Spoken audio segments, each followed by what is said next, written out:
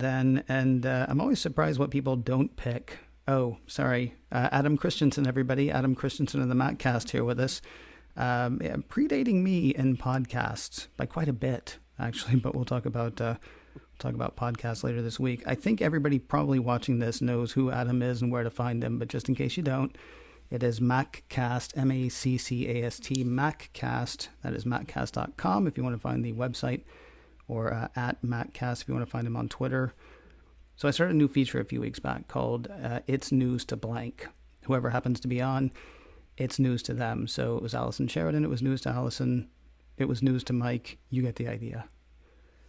Where I ask people basically, if you've got a thing that you're interested in talking about, I would love to hear that. So when you come on, I will say, here is what's news to Adam. And then I would say, Adam, what's news to you? Okay. Well, go ahead. We're there. Oh, sorry. No, it's quite all right. Quite all right.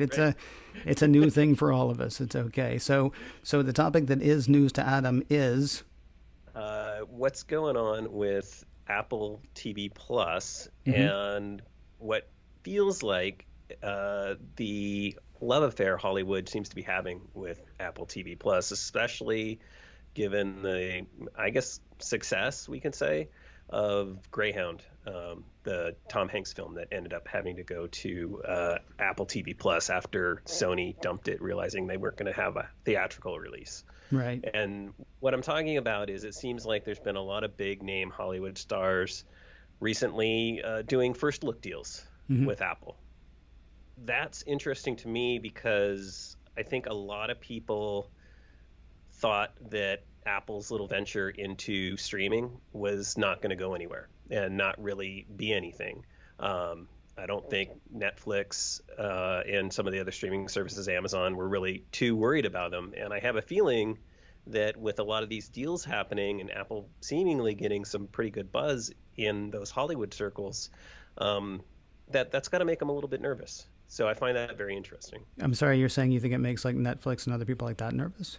Yeah, I do. I think there's a lot of people who I don't think counted Apple as being able to come in and make any kind of significant impact, and I think they're going to. I think with a lot of these deals that, it's weird now that, of course, timing's weird, right, because of other things in the world. So that may make it more challenging on Apple, but at least they're getting the opportunity to kind of be there first to see if they want to take on a new series from some of the bigger players that are putting stuff together. So I find it very interesting. The thing that's so weird to me is that they're signing so many first look deals. There's a lot of faith that things are going to end up being something like normal again, I suppose. That they're signing all these first look deals in the middle of a time where nobody can actually go. I mean, certainly nobody can go to the theaters. Right. Nobody can go to make things. Nobody can... I don't know. It's kind of weird. It's also, and I hate to talk like this, it's a tiny bit obscene. I mean, when you have, tens of millions of people out of work, when you have a lot of people about to be thrown out of their homes, as an Apple fan and as a content fan, I'm very excited about everything. And probably the average person is too busy wondering what's going on with the post office or what's going on with COVID-19 to say what's going on with tens of millions of dollars being signed over to some guy who may or may not ever end up making a movie. Because that's the other weird thing about the first look deal, right? The first look deal is just they're paying to have a first look at whatever Idris Elba's company comes up with, or whatever Leonardo DiCaprio's company comes up with, or Martin Scorsese. I mean, they've signed some really big deals. Ridley Scott, Justin Lin. Sure. All of those deals, though, basically to say, yeah, let's see what you got. And if they don't like what they have, then they can go ahead and take that someplace else anyway. It's a ton of money for maybe no return. Yeah, but I think, you're absolutely right. It puts Apple in that place to have access to that, right? And if they're going to compete and, if they've said the way we're going to compete is by having original content and original deals and things, those are the kinds of deals they're going to need to keep doing that, right? If they're not going to rely on back catalog or do some other deals, and we keep hearing that maybe they are going to do that, but without that, like, what else are you going to do, right? I mean, you have to have content now. Again, world events being what they are, it's it's gotten weird. Yeah. So who knows? But I mean, assuming things get back to normal at some point, at least they have that lined up, I guess. Yeah, and don't misunderstand. I'm not saying they shouldn't do it. It's just every now and then I'm like, ugh, it sounds kind of ugly. I mean, I'm a huge Scorsese fan, and when they were talking about the amount of money that they're paying for things like Killers of the Osage Moon, I believe is the movie that they're making with De Niro and DiCaprio, directed by Martin Scorsese. I was going through, like, when they made their first look with him, I was going through all the movies he's made over the past few years. About the only one I haven't seen, I think, is Hugo. And the rest of them, not only have I seen them, I love them. And then I go further back in his catalog. It's absolutely amazing. So I'm for the content deals they're making, and I'm for the people they're making the content deals with. I look forward to seeing what happens. I do say, as a cinephile, I suppose, I do wish Scorsese would try making a small movie again sometime. Things like, I mean, he's never going to make Mean Streets again because that was like his second movie, I think. He's never going to make Alice Doesn't Live Here anymore because that kind of movie isn't being made anymore. But I think the budget for Killers of the Osage Moon is something like $200 million or something like that. Yeah, sure. Which is insane. I mean, that's insane. It seems like you could... How many superheroes are in that? Because, I mean, you're talking about Star Wars money at that point, and you're talking about, MCU money. You really are. Talk to me really quickly about because we hadn't planned to talk, I hadn't planned to talk about this at all, but when you say we keep hearing the rumor that they're maybe going to buy a back catalog, what do you think of that idea? Yeah, I don't know.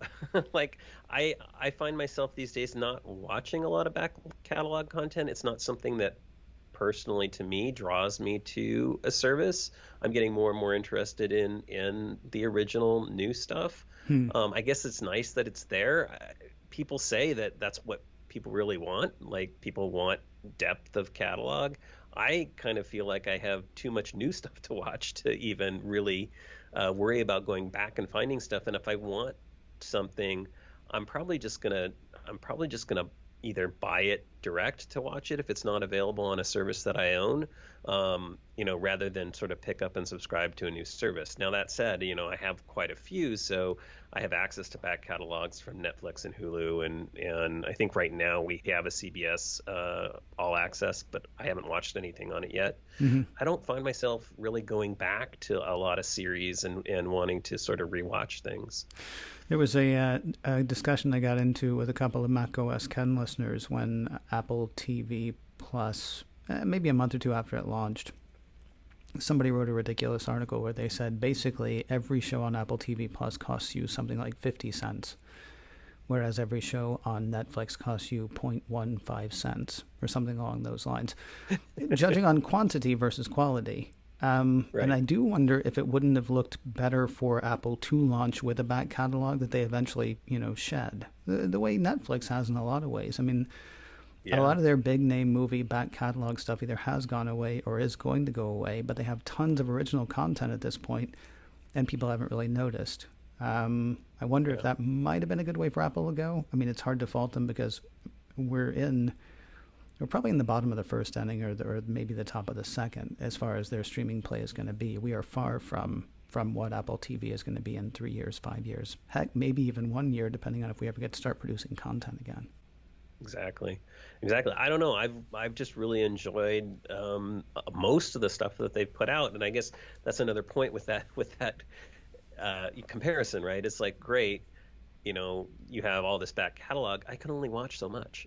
Like any one person can watch so much. So like, right. How much does that really matter? I'm not watching all those shows at pennies or tenths of a penny a show, right? Right. I'm just watching the shows that I'm watching. So. Yeah, that's a weird way to compare it. Certainly. What you said kicked this off for you was the success that Apple had met with Greyhound, and then of course everybody else sort of coming on board around that same time. Did you watch Greyhound? Yeah, absolutely loved it. I thought it was great. Okay. What else have you liked so far? I really enjoyed For All Mankind. I'm looking forward to the second season of that. Okay.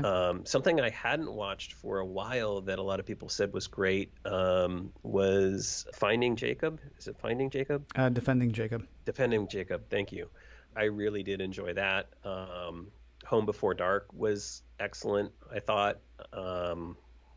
I watched with my daughter, who's kind of an aspiring writer, Dickinson, and I thought that was really fun. Okay. Very, very teen-centric, I think, to a certain degree, so it doesn't appeal to a broad audience, but it was fun to watch with my daughter, and she really enjoyed that. So just, like I said, a lot of stuff, like almost everything. I just finished watching the Home series. Oh, really? Which is all about architecture and home design and innovative stuff that's being done in that. Mm-hmm. In the world of architecture and design and stuff like that. And I thought that was excellent. It's excellently filmed. And I like a lot of those kinds of shows too. So that stuff, saw The Banker. I thought that was pretty good.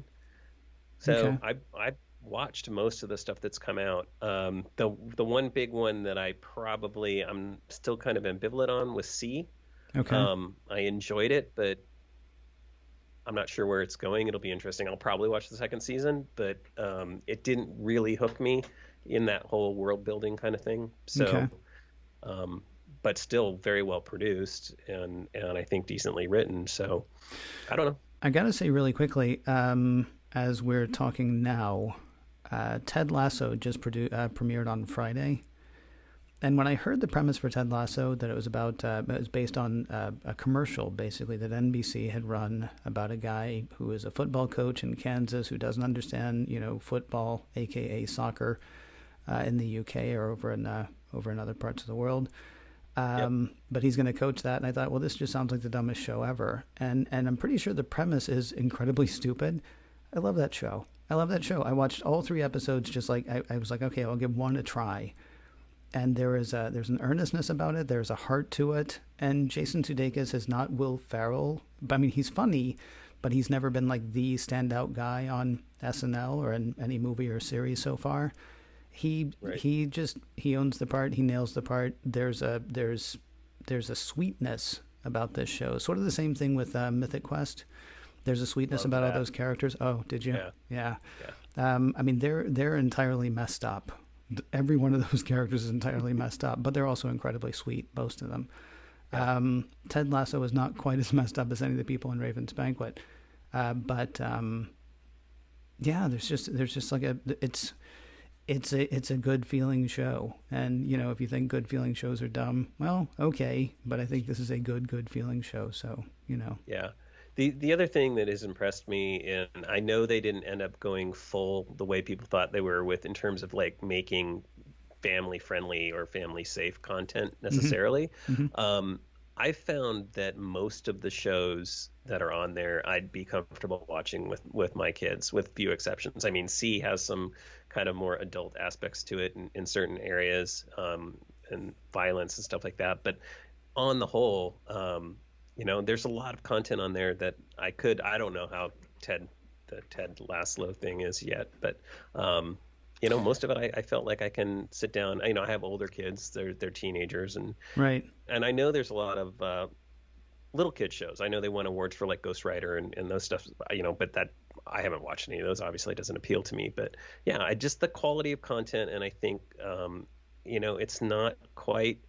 And they get dinged for this maybe it's not quite as edgy as stuff that's on other cable networks or channels, but I actually find that refreshing, that it is more about the characters, it's more about the stories, and they don't have to default to some of the, I guess you could call them tropes that our society seems to like, with extreme violence and extreme sexual content and stuff like that. I don't know why that stuff has to be in so many shows to the degree that it is on cable.